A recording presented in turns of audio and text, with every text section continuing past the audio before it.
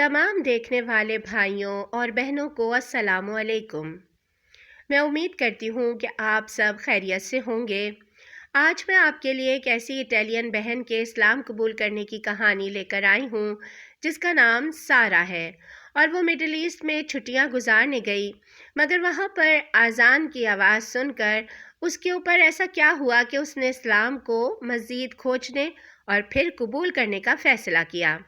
तो आइए उसकी कहानी उसी की ज़ुबानी सुनते हैं। Assalamu alaikum wa rahmatullahi wa barakatuh. My name is Sarah. I'm 35 years old and I'm from Italy. I reverted to Islam this year. अस्सलामु अलैकुम व रहमतुल्लाहि व बरकातुहू। मेरा नाम सारा है और मेरी उम्र 35 साल है। मेरा ताल्लुक़ इटली से है और इसी साल जुलाई में मैंने मज़हब बदल कर इस्लाम कबूल किया है। इस्लाम कबूल करने से पहले 10 साल तक मैं बुद्धिज़्म को फ़ॉलो करती रही हूँ और बुद्धिज़्म को फ़ॉलो करने से पहले मैं कैथोलिक थी। मैं एक कैथोलिक घराने में पैदा हुई थी, मगर 10 साल पहले मैंने धर्म बदल कर बुद्धिज़्म को इख्तियार कर लिया था। मैं हमेशा ही रूहानियत की तलाश में रही हूँ और ये रूहानियत की तलाश मेरे अंदर नस्लन अपनी नानी दादी दोनों से आई है। मेरी नानी और मेरी दादी दोनों ही बहुत ज़्यादा रूहानियत को फ़ॉलो करने वाली थीं। अगरचे वो रूहानियत को कैथोलिज़्म में तलाश करती थीं और वो कैथोलिज़्म को फ़ॉलो करती थीं, मगर रूहानियत की तरफ तलाश और रूहानियत की जस्तजू मेरे अंदर अपनी नानी और दादी दोनों से आई है। वो दोनों बहुत ज़्यादा मजहबी थीं, घर पर भी अक्सर बाइबल पढ़ती, खाने से पहले सोने से पहले दुआएं करना और हर संडे को रेगुलरली चर्च जाना, इसी किस्म की एक्टिविटीज़ वो बहुत शौक़ से और बहुत ज़ोरों शोर से करती थीं। अगर मेरी बात करें तो मैं भी बचपन से कैथोलिज़्म पर विश्वास रखती थी, मगर जब मैंने टीनेज में कदम रखा और मैंने थोड़ा शऊर संभाला तो उसके बाद से मेरे दिल में सवालात पैदा होने शुरू हुए।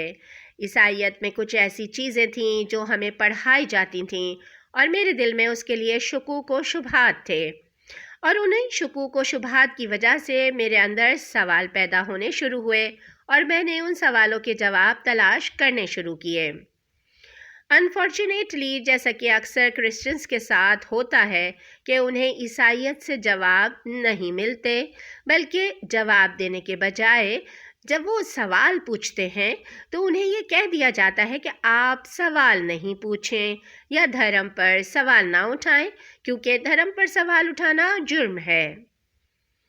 मैंने अपनी तालीम मुकम्मल करने के बाद एक ब्राज़ीलियन कंपनी को ज्वाइन कर लिया। तो यहाँ ब्राज़ीलियन कंपनी में मेरे साथ एक मुसलमान लड़की काम करती थी। उसकी वजह से मेरा इस्लाम से तारुफ हुआ। तो बस उसकी वजह से उससे मिल के और उसके साथ रह के मुसलमानों के बारे में जो मेरे ख़यालात तब्दील होना शुरू हुए, तो मैंने सोचा कि मुसलमान इतने बुरे भी नहीं होते।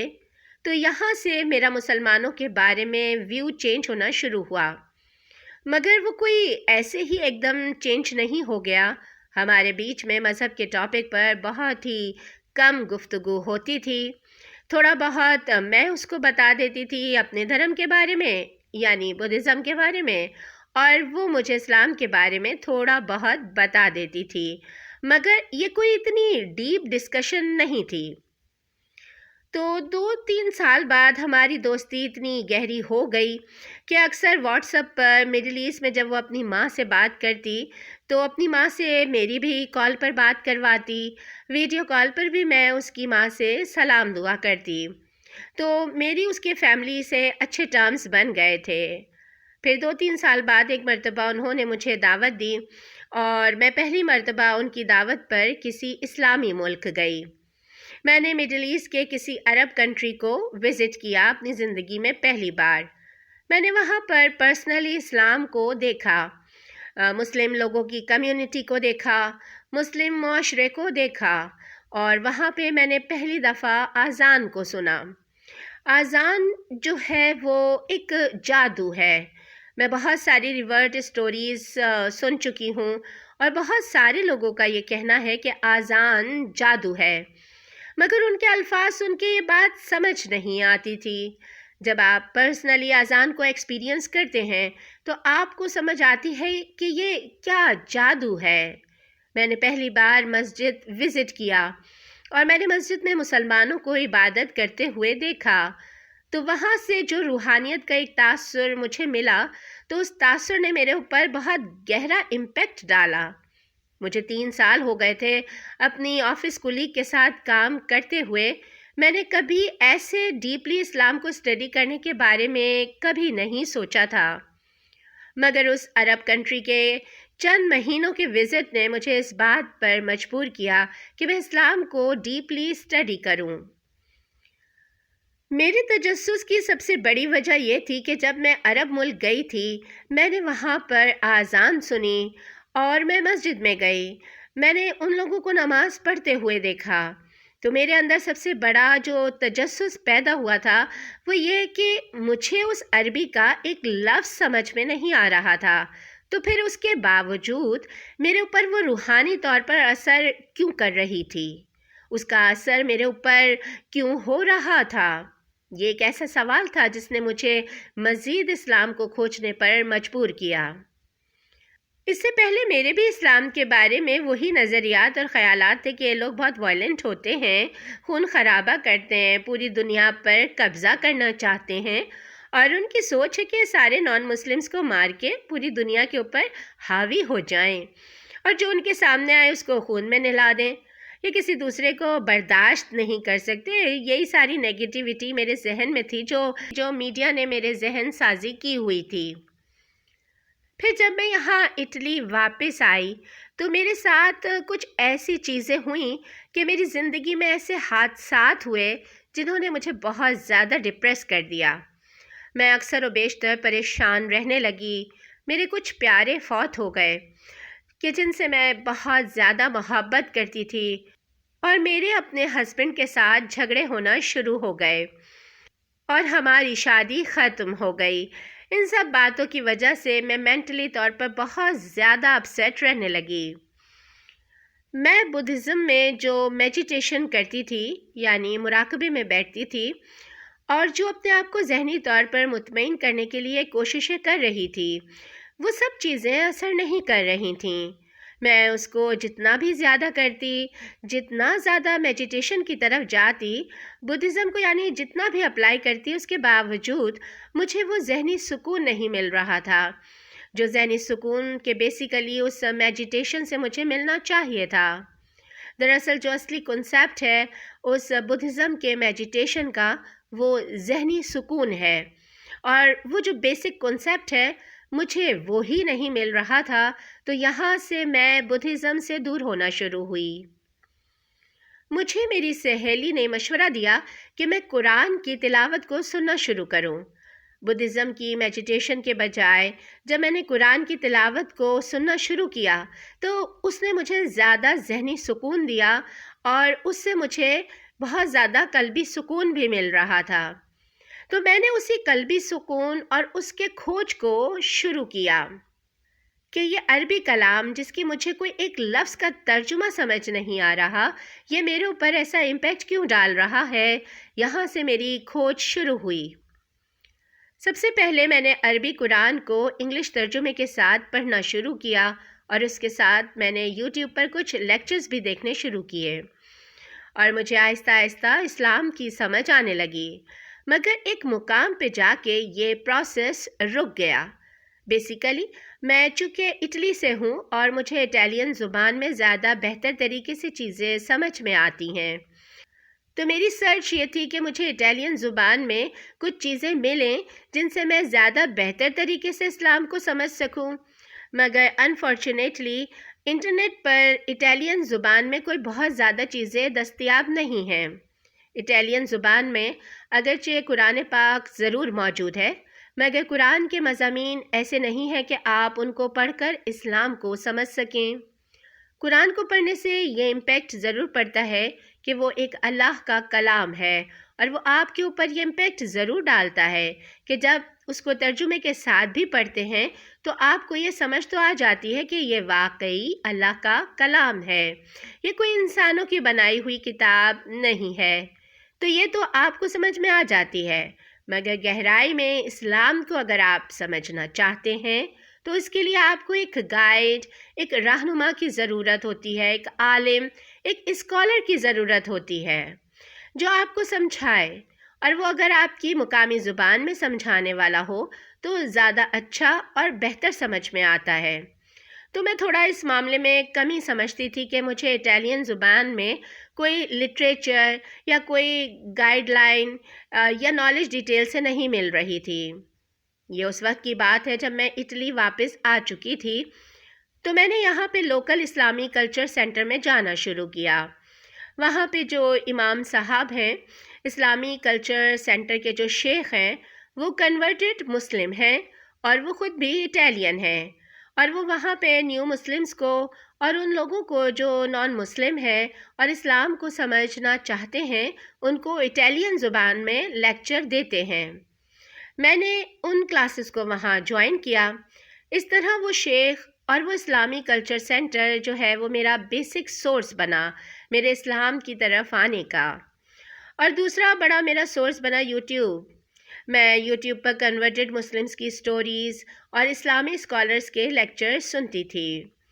ان دنوں فارغ وقت میں یوٹیوب کے علاوہ میرے پاس اور کوئی ایکٹیویٹی ہی نہیں ہوتی تھی، تو بس میں اس کلچر سینٹر جاتی تھی جہاں ویک میں ایک مرتبہ سنڈے کو کلاس ہوتی تھی، اور باقی پورا ویک میں گھر پہ یوٹیوب ویڈیوز دیکھتی تھی۔ پھر ان یوٹیوب ویڈیوز کی وجہ سے میرے دل میں جو سوالات وغیرہ پیدا ہوتے وہ میں جا کے دوبارہ شیخ صاحب سے پوچھتی۔ تو یہ پروسیس کافی مہینوں تک، بلکہ کئی مہینوں تک چلا۔ میں یوٹیوب پر جن اسلام قبول کرنے والوں کی کہانیاں سنتی تھی ان میں سے زیادہ تر UK، USA اور کینیڈا کے لوگ ہوتے، اٹالین یا اسپینش لوگ بہت کم ہوتے تھے۔ بلا شبہ شیخ صاحب کے پاس جانا تو بہت ہی خوبصورت تجربہ تھا۔ وہاں پر بہت سارے لوگ آتے تھے جو کلمہ شہادت پڑھتے تھے، کیونکہ وہاں ویکلی کلاس ہوتی تھی تو ہر کلاس میں یا ایک آدھی کلاس چھوڑ کے وہاں پہ کوئی نہ کوئی کلمہ شہادت پڑھ رہا ہوتا تھا اور اسلام قبول کر رہا ہوتا تھا۔ پھر ان اسلام قبول کرنے والوں سے ان کی سٹوریز سننا کہ تم کیسے اسلام کی طرف آئے، تو یہ میرے لیے ایک بہت خوبصورت ایکسپیرینس تھا، اور یہ میرے لیے بہت بہت بہترین اللہ نے کیا کہ مجھے وہ اسلامی کلچر سینٹر مل گیا، ورنہ میں شاید اتنی جلدی اسلام کی طرف مائل نہ ہوتی اور مجھے شاید کئی سال اور ایمان کے سفر میں لگ جاتے۔ مجھے اسلام کی طرف آنے میں جن چیزوں کی وجہ سے تھوڑی دشواری ہوئی ان میں سے سب سے پہلی چیز تو یہ کہ بدھزم میں موت کا کنسیپٹ نہیں ہے۔ بدھزم میں یہ ہے کہ آپ جو میڈیٹیشن کرتے ہیں یہ آپ کو درجہ بدرجہ آگے بڑھاتے بڑھاتے اس مقام تک لے جاتا ہے جہاں پر آپ جا کے لافانی ہو جاتے ہیں، اور آپ پھر ہمیشہ ہمیشہ رہتے ہیں اور آپ کبھی فنا نہیں ہوتے۔ تو یہ بدھزم میں موت کا کنسیپٹ جو ہے وہ اتنا اسٹرانگ نہیں ہے، جبکہ اسلام میں موت کا کنسیپٹ 100% ہے اور بہت ہی اسٹرانگ ہے۔ آپ کو مرنا ہے اور مرنے کے بعد والی زندگی ہے، جنت اور جہنم ہے۔ اسلام میں اعمال کا سارا کنسیپٹ ہی موت کے بعد والی زندگی کے جہنم سے بچاؤ اور جنت کے حصول پر بیس کرتا ہے، اور یہ موجودہ زندگی کو تو صرف عارضی اور ٹیمپرری قرار دیا جاتا ہے۔ تو اس کنسیپٹ کو بدلنا، اس کنسیپٹ سے جس پر میں پچھلے 10 سال سے عمل کرتی ہوئی آئی تھی، اس میں مجھے تھوڑا ٹائم لگا۔ دوسرا، مجھے وہ نیگیٹو چیزیں جو اسلام کے بارے میں پروپیگنڈا ہے، مطلب کہ وائلنس ہے، عورتوں پر مظالم ہے اور اسی طریقے کی بہت ساری نیگیٹیوٹیز جو اسلام کے بارے میں پھیلائی جاتی ہیں، ان سب سے نکلنے میں مجھے زیادہ ٹائم لگا۔ پھر جب مجھے ان چیزوں کی سمجھ آ گئی تو میں نے فوراً کلمہ شہادت پڑھ لیا۔ یہ بیسیکلی اس طرح ہوا کہ جب اس سال رمضان آیا تو میں نے روزے رکھے، اور وہ رمضان کا ٹائم ایسا تھا، ایسا رحمتوں والا مہینہ، تو اس سے میرا ذہن بنا کہ اسلام قبول کر لوں۔ میرا ارادہ تو تھا کہ میں رمضان میں ہی اسلام قبول کر لوں، مگر میں رمضان میں نہیں کر سکی اور پھر میں نے اس سال جولائی میں اسلام قبول کیا۔ میری خواہش تھی کہ جیسے سب اسلامی کلچر سینٹر میں دوسرے لوگ آتے ہیں اور وہ کلمہ شہادت پڑھتے تھے، تو میرا بھی ارادہ تھا کہ میں وہاں جاؤں اور کلمہ شہادت پڑھوں، مگر انفارچونیٹلی جب میں نے یہ سب کرنے کا ارادہ کیا تو اس وقت شیخ صاحب جو ہیں وہ کلچر سینٹر میں نہیں تھے، وہ چھٹیوں پر اٹلی سے باہر کہیں اور گئے ہوئے تھے۔ تو میں نے اسکائپ پہ آن لائن ویڈیو کال کر کے شیخ صاحب سے کلمہ شہادت پڑھا۔ تو بس میری خواہش تھی کہ میں کلچر سینٹر میں جا کے لوگوں کے سامنے پڑھتی، مگر ایسا ہو نہیں سکا۔ اگر میں ساری کہانی کو کنکلیوڈ کروں اور یہ کہوں کہ میرا مذہب بدلنے کا اصل سبب کیا تھا، تو یہ کسی ایک چیز کو کہنا مناسب نہیں ہوگا کہ مجھے وہ مسلمان لڑکی ملی جو میری کولیگ تھی اور وہ میرے اسلام قبول کرنے کی وجہ بنی، یا جو میں نے مسلم ملک کا سفر کیا، وہاں جانا، وہاں 1-1.5 مہینے رہنا، وہ میرے اسلام قبول کرنے کی وجہ بنا، یا واپس اٹلی آ کر جو میں نے اسلامی کلاسز اٹینڈ کیں اور میں نے اسلام کو پڑھا، وہ میرے اسلام قبول کرنے کی وجہ بنا، یا رمضان کو گزارنا پریکٹس کرتے ہوئے، عمل کرتے ہوئے رمضان گزارنا، یہ میرے اسلام قبول کرنے کی وجہ بنا۔ کسی ایک چیز کو کہنا میرے خیال میں مناسب نہیں ہے، یہ 4-5 چیزیں مل کے میرے اسلام قبول کرنے کی وجہ بنی اور میں نے اسلام قبول کیا۔ اسلام قبول کرنے سے پہلے جب میں اسلام کو اسٹڈی کر رہی تھی تو اس سارے پروسیس میں میں اپنے پیرنٹس کے ساتھ، اپنی والدہ کے ساتھ ان کے گھر میں رہ رہی تھی، تو میں نے ان سب چیزوں کو چھپا کر رکھا، خفیہ رکھا، اور میں جو بھی عبادت کرتی، کوئی پریکٹس کرتی تو اس کو خفیہ رکھتی، اور اسکارف تو چونکہ میں نہیں لیتی تھی، ابھی بھی نہیں لے رہی ہوں، اللہ تعالیٰ مجھے توفیق دیں، میرا ارادہ ہے میں ضرور لینا چاہتی ہوں، اور مجھے پتہ ہے کہ پردہ فرض ہے اور وہ لازمی کرنا ہے، مگر یہ کہ مجھے تھوڑا معاشرے کی وجہ سے اور اپنے ارد گرد لوگوں میں جو منفی تاثر ہے اس کی وجہ سے مجھے تھوڑی ہچکچاہٹ ہے۔ انشاءاللہ آپ بھی میرے لیے دعا کیجئے کہ اللہ تعالیٰ مجھے اس کی توفیق دے اور میں جلد ہی اسکارف لینا شروع کر دوں۔ تو میں چونکہ اسکارف نہیں لیتی تھی اور اپنے گھر والوں کے سامنے اسلام پر بہت زیادہ عمل نہیں کرتی تھی، نماز ان کے سامنے نہیں پڑھتی تھی، اس طرح کی چیزیں تھیں، تو یہ سب کچھ چھپا ہوا تھا اور میں چوری چھپے سب کچھ کر رہی تھی، مگر رمضان جب آیا تو پھر وہ چھپا نہیں رہ سکا، کیونکہ سحری میں اٹھنا، روزہ رکھنا وغیرہ چھپ کر نہیں کیا جا سکتا۔ سب سے پہلے میں نے اپنی چھوٹی بہن کو بتایا تو اس نے اس پر کسی بھی قسم کا کوئی نیگیٹو ری ایکشن نہیں دیا، اور اس نے کہا کہ اگر تم اسلام کو پڑھ رہی ہو تو اچھا ہے۔ اس سے مجھے ہمت ہوئی اور میں نے اپنی والدہ کو بتایا۔ ہاں، والدہ خوش نہیں تھیں، ان کو یہ اچھا نہیں لگا، مگر یہ اچھا نہ لگنے کی وجہ اسلام نہیں تھا کہ میں اسلام کو اختیار کر رہی ہوں، تو اسلام مذہب سے ان کی کوئی نفرت تھی یا ایسی کوئی وجہ نہیں تھی۔ دراصل وہ معاشرے میں اسلام قبول کرنے کے بعد میرے لیے جو ری ایکشن آئے گا لوگوں کی طرف سے، وہ اس کی وجہ سے بہت زیادہ فکر مند تھیں اور تھوڑے سے کنسرنز تھے ان کو، جن کی وجہ سے انہوں نے مجھے منع کیا۔ باقی الحمدللہ کوئی بہت زیادہ خاص ری ایکشن اور کسی کی طرف سے مجھے نہیں آیا۔ میں نے الحمدللہ اسلام قبول کیا اپنے بیٹے کے ساتھ، اور میرے بیٹے نے بھی الحمدللہ میرے ساتھ اسلام قبول کیا، وہ 7 سال کا ہے۔ میں اسلام کو ابھی بھی پڑھ رہی ہوں اور عمل کرنے کی کوشش کر رہی ہوں۔ آپ میرے لیے دعا کیجئے کہ اللہ تعالیٰ مجھے عمل کی توفیق عطا فرمائے، آمین۔